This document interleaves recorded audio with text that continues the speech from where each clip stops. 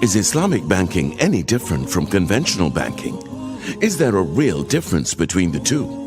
Or is it the same thing with two different labels? What do you say? If you say that Islamic banking and conventional banking are the same, you are not alone. In fact, 1400 years ago, a similar statement was made. Quoting from the Holy Quran, that is because they say trade is but like riba. However, the verse goes on to clarify this misconception by stating that, but Allah has permitted trading and forbidden riba. But what has trade got to do with banking? This brings us to the most significant difference between Islamic banking and conventional banking. While the central role of conventional banking is to operate as borrowers and lenders of money, the central role of Islamic banking is to operate as a trader. Therefore, earnings of an Islamic bank is a result of trading activities unlike a conventional bank. Such trading activities includes sale of commodities, leasing of assets, providing services and investing into business through varied relationships. The relationships formed with customers bring out another key area where a marked difference is seen between Islamic banking and conventional banking. Conventional banking predominantly revolves on a single type of structure and relationship, which is of a lender and borrower. However, Islamic banking operates on a multitude of trading structures and relationships, some of which are as follows. In a sale-based structure, which is called murabaha, the relationship is of a buyer and seller, where earnings, if any, comes from the profit on sale.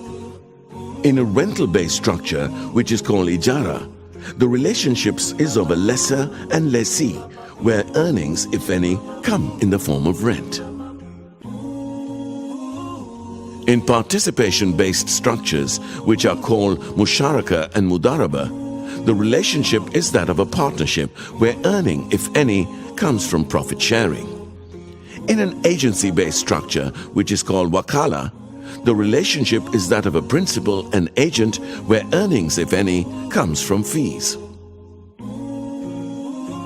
Accordingly, the key point to remember is that to understand the true essence of Islamic banking products and how it differs from conventional banking, it is essential to understand the structure and relationship on which the product is based.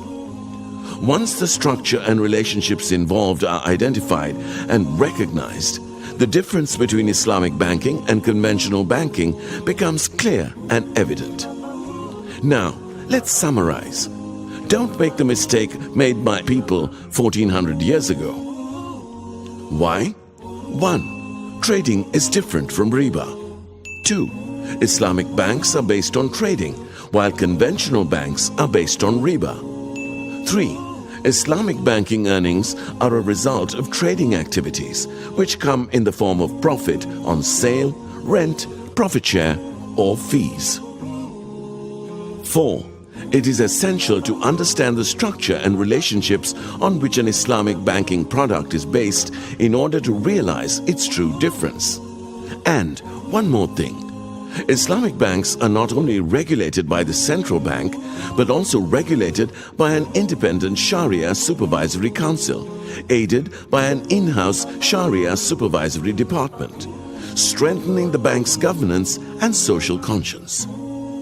So next time you meet a person who believes Islamic banking and conventional banking are the same, you can help him see the difference. Amana Bank, it's your bank.